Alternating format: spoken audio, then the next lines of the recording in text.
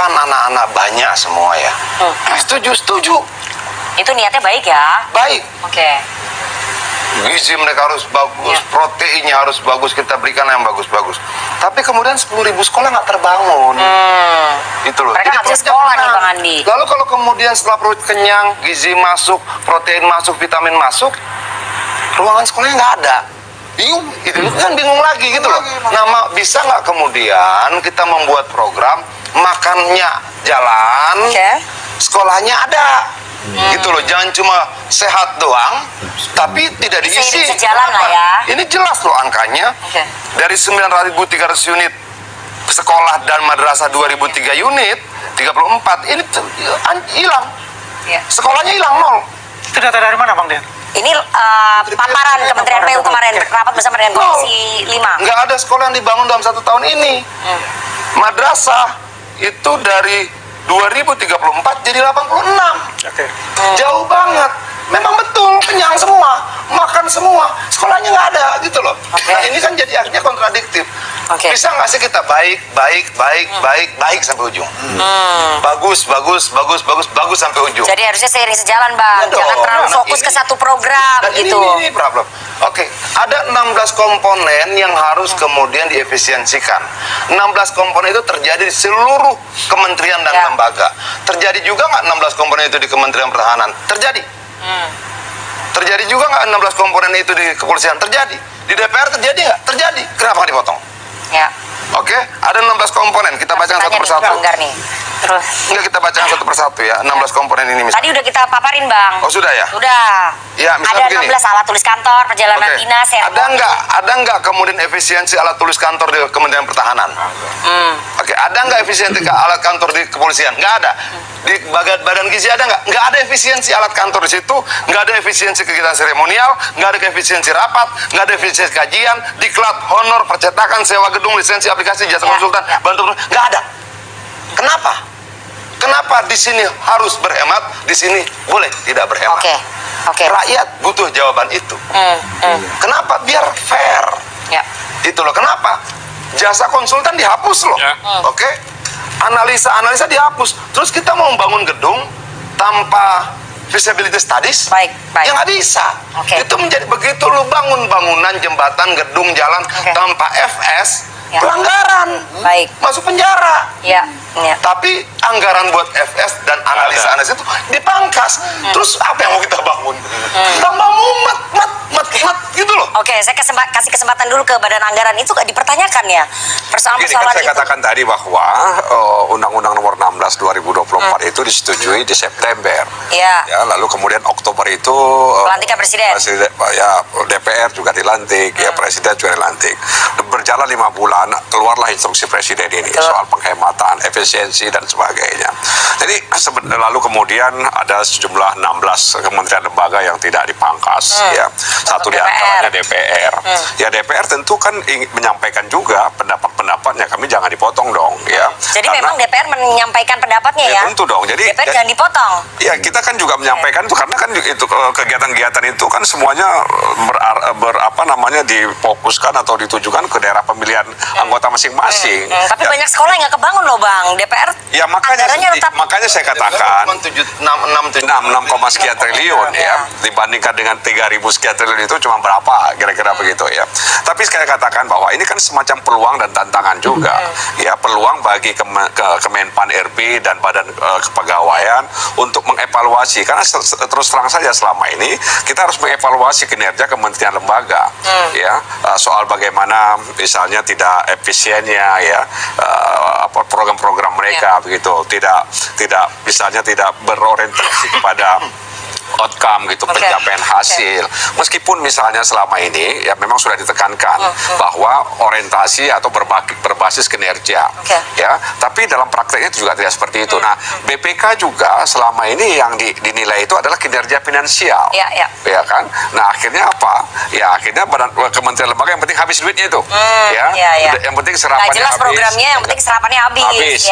Itu kan juga menjadi tantangan juga sebenarnya. Tapi kalau dipotong sampai sebanyak itu juga benar sih Bang. Iya benar, Pertanyaan. nggak mungkin tidak ada imbas. Nah sekarang bagaimana mensiasati ya dan memitigasi imbas itu agar kemudian apa yang diharapkan amanat konstitusi memajukan kesejahteraan umum, mencerdaskan kehidupan bangsa itu bisa diwujudkan. Tapi sekali lagi instruksi presiden itu kan kita lihat nanti. Ya, apa yang disampaikan oleh Andian Napitupulu ini sangat betul ya. Tentu siswa bukan hanya sekedar dikasih makan, tetapi harus difasilitasi bagaimana mereka mendapatkan ilmu dari sekolah. Tentu teman-teman juga sudah menyimak apa yang disampaikan, apa yang dikatakan oleh Andian Napitupulu ini sangat benar, dan saya juga sangat setuju bahwasanya untuk apa perut kenyang bergizi tetapi otak tidak ada. Tentu kita sebagai masyarakat pun harus mendapatkan fasilitas ilmu seperti sekolah gratis. Tentu sekolah gratis adalah suatu wujud bagaimana murid-murid mendapatkan fasilitas, dan sehingga mereka dapat pintar, bukan hanya sekedar kenyang saja. Tentu ini yang kita harapkan ke depannya. Tentu juga bahwasanya program makan gratis ini juga membutuhkan biaya yang sangat banyak. Tentu banyak potong-potongan dan banyak juga yang mengkritik soal program makan gratis ini. Andian Napitupulu juga adalah seorang pengamat politik. Menurut saya beliau ini sangat cerdas dan sangat diakui bahwasanya sangat konsisten dalam perkataannya. Tentu dia juga membawa data dalam perdebatannya di waktu soal potongan-potongan pajak ataupun potongan-potongan sehingga menutupi program makan gratis ini. Nah, baik teman-teman, di sini kita akan membacakan sedikit komentar dari saudara-saudara kita, bagaimana informasi atau tanggapan saudara-saudara kita mendengarkan pencerahan dari Andian Napitupulu.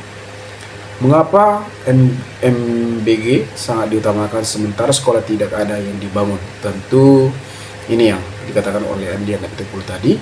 Untuk apa makan gratis tetapi sekolah tidak dibangun? Tentu sekolah yang harus diutamakan, karena mereka datang ke sekolah bukan hanya makan saja, tetapi bagaimana negara memfasilitasi sekolah, membangun sekolah, dan memberikan isi ruangan tersebut dengan berbasis komputer apapun segala macam, sehingga anak-anak generasi anak muda dapat mencerna, dapat mendapatkan fasilitas yang mereka inginkan, dan sehingga otak anak generasi muda sangat cerdas, bukan hanya makan saja. Tentu itu menjadi kebodohan bagi siswa ketika hanya makan saja. Tetapi bagaimana ketika masyarakat di pelosokkan mereka membutuhkan sekolah, mereka sangat susah untuk mendapatkan sekolah gratis. Kita bisa lihat, kita bisa bandingkan bahwasanya sekolah swasta, sekolah yang benar-benar biaya yang sangat banyak, mereka mengutamakan adalah ilmu, bukan hanya makan gratis. Selama Indonesia merdeka sampai sekarang baik-baik saja tanpa makan siang gratis. Ya, rakyat butuhkan sekarang adalah lapangan kerja untuk anak-anak. Tentu bagi anak-anak muda juga yang sudah tamat dari pendidikan sekolah, bahkan tamat dari perguruan tinggi, mereka banyakkan menganggur. Jadi mereka juga membutuhkan lapangan kerja, bukan makanan gratis. Saya juga berharap terhadap Pak Presiden kita Prabowo Subianto agar memberikan lapangan kerja yang sangat luas bagi anak-anak muda yang sudah lulus dari sekolah ataupun dari perguruan tinggi. Dari komentar dari Darwis Damis, Bung Adian politikus ulu cerdas jujur, ngomong dengan data fakta. Yang terjadi di lapangan bukan omong-omong alias omong kosong.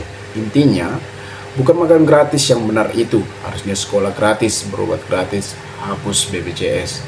Tentu yang kita harapkan juga adalah sekolah gratis agar siswa-siswa atau masyarakat ataupun di salah satu keluarga itu tidak mampu untuk menyekolahkan anak-anaknya yang keluarga yang benar-benar tidak berkecukupan. Tentu itu yang diharapkan oleh masyarakat, program sekolah gratis itu yang diharapkan, bukan hanya program makan gratis. Tentu saya sangat setuju dengan komentar ini.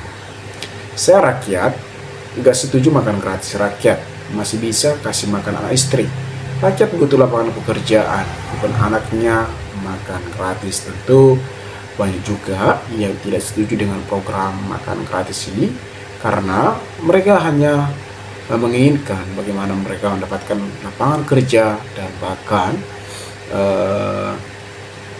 sekolah gratis. Rakyat tidak percaya prabocor hanya kebohongan yang unggul.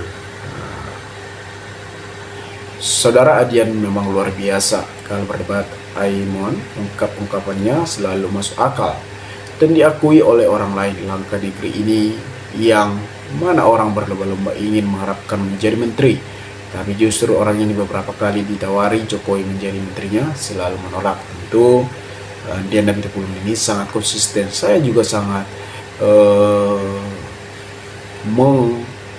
favoritkan, saya mengidolakan Dian Pitulun ini karena dia sangat konsisten dengan perkataan dia.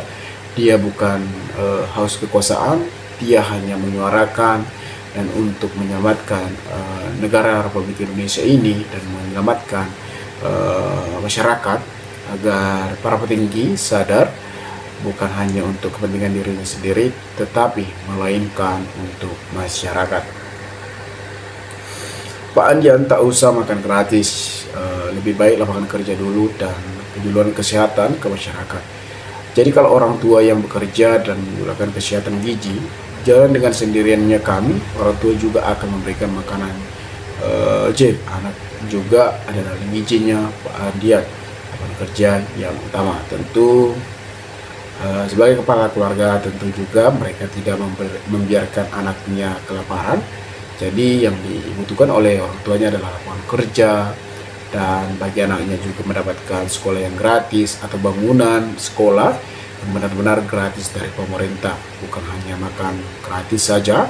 Tentu sebagai orang tua pun akan memikirkan anaknya bagaimana dia makan. Nah, tentu ini yang bisa saya sampaikan. Jika ada pertanyaan atau tanggapan dari teman-teman, maka berikanlah tanggapan teman-teman kolom komentar agar kita saling tukar pikiran satu antara lain. Salam inspirasi, salam NKRI, JR 2045 melaporkan.